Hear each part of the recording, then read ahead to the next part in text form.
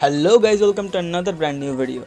আশা করি ভিডিওর টাইটেল এবং ইন্ট্রো দেখে বুঝে নিয়েছেন যে আজকের ভিডিওটি কোন টপিকের উপর হতে চলেছে। আপনারা যারা বিভিন্ন রকম সোশ্যাল মিডিয়ার সঙ্গে যুক্ত তারা নিশ্চয়ই এই ধরনের অ্যানিমেশন ভিডিওগুলি দেখে থাকবেন। হয়তো দেখার পর আপনারা ভাবছেন যে এই ভিডিওগুলি কোনো ভালো ক্যামেরা দিয়ে রেকর্ড করা হয়েছে। অ্যাকচুয়ালি এগুলি কোনো ক্যামেরা দিয়ে রেকর্ড করা ভিডিও নয়। এই ভিডিওগুলি তৈরি করা হয় বিভিন্ন স্টিল ফটোকে বিভিন্ন রকম সফটওয়্যার বা অ্যাপ্লিকেশনের মাধ্যমে অ্যানিমেট করে। প্রথমে ক্যামেরার মাধ্যমে এই ধরনের ফটোগুলি ক্যাপচার করা হয়, তারপর ওই ফটোর স্পেসিফিক প্লেসগুলিতে বিভিন্ন রকম অ্যানিমেশন সেট করে এই ধরনের ভিডিওতে কনভার্ট করা হয়। সো আপনি যদি জানতে চান যে কিভাবে বিভিন্ন ধরনের স্টিল ফটোগুলিকে এই ধরনের অ্যানিমেশনে কনভার্ট করা হয়, তাহলে আজকের এই ভিডিওটি সম্পূর্ণরূপে দেখুন, কারণ আমি এই ভিডিওতে সম্পূর্ণ প্রসেসটা ক্লিয়ারলি বোঝানোর চেষ্টা করব। শুরু করব ভিডিওর টিউটোরিয়াল। তার আগে আমি আপনাকে রিকোয়েস্ট করব, যদি এখনও পর্যন্ত এই চ্যানেলটিকে সাবস্ক্রাইব না করে থাকেন তাহলে অবশ্যই সাবস্ক্রাইব করবেন।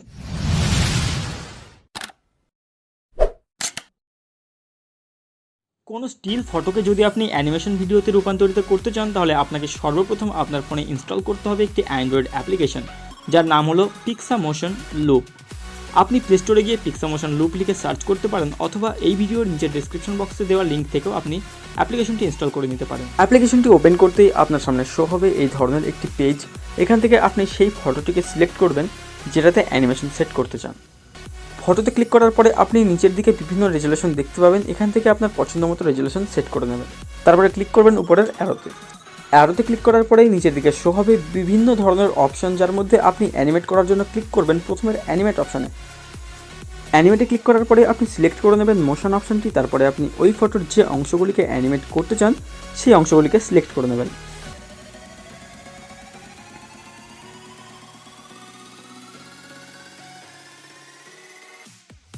আমি এখানে এই ফটোর যে অংশটিকে অ্যানিমেট করতে চাই সেটাকে সিলেক্ট করে নিয়েছি। এবার আশেপাশের অংশগুলি যাতে অ্যানিমেট না হয় সেজন্য আপনাকে আরও একটি ছোট্ট কাজ করতে হবে। এই কাজটি করার জন্য আপনি নিচে একটুখানি স্লাইড করবেন। স্লাইড করলে দেখতে পাবেন মাস্ক বলে একটি অপশন আছে, ওটাতে ক্লিক করে আপনি ওই অংশগুলিকে সিলেক্ট করে নেবেন যেগুলিকে আপনি অ্যানিমেট করতে চান না।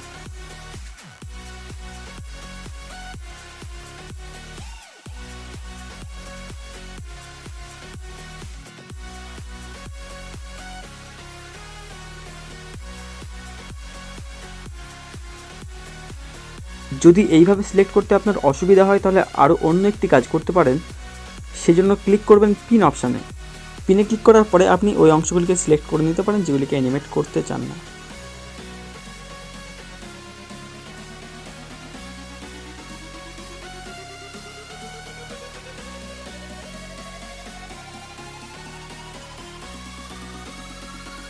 এই অ্যাপ্লিকেশনে আপনি যত সময় দেবেন এবং যত ধীরে ধীরে কাজটি করবেন আপনার অ্যানিমেশন তত সুন্দর হবে।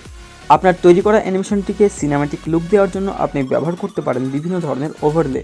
সেজন্য ক্লিক করবেন ওভারলেতে। এখানে ক্লিক করতে আপনি অনেক ধরনের ফ্রি এবং পেইড ওভারলে পেয়ে যাবেন। আপনি চাইলে এখান থেকে ফ্রিতে ব্যবহার করতে পারেন, আর যদি পেইড ওভারলেগুলো ব্যবহার করতে চান তাহলে আপনাকে এখান থেকে পারচেস করতে হবে।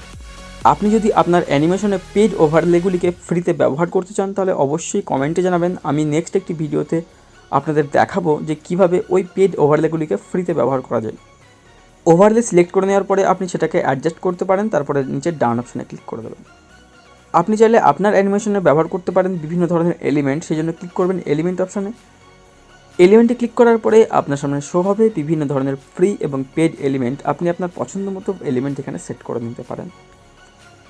এরপর আপনি যদি চান আরও বেশ কিছু এডিট করতে পারেন, সেজন্য ক্যামেরা এফেক্টস ব্যবহার করতে পারেন।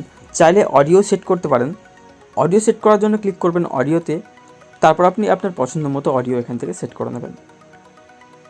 সো গাইস, এখানে ভিডিও অ্যানিমেশন তৈরির কাজ পুরোপুরিভাবে কমপ্লিট। এবার যদি আপনি এই ভিডিওকে সেভ করতে চান সেজন্য ক্লিক করবেন উপরের সেভ আইকনে। সেভ আইকনে ক্লিক করার পরে ভিডিও রেজুলেশন এবং ডিউরেশন সেট করার পরে আপনি ক্লিক করবেন এক্সপোর্টে। তারপর ক্লিক করবেন নিচের সেভ অপশানে। সেভে ক্লিক করতেই ভিডিওটি আপনার অ্যালবামে সেভ হয়ে যাবে।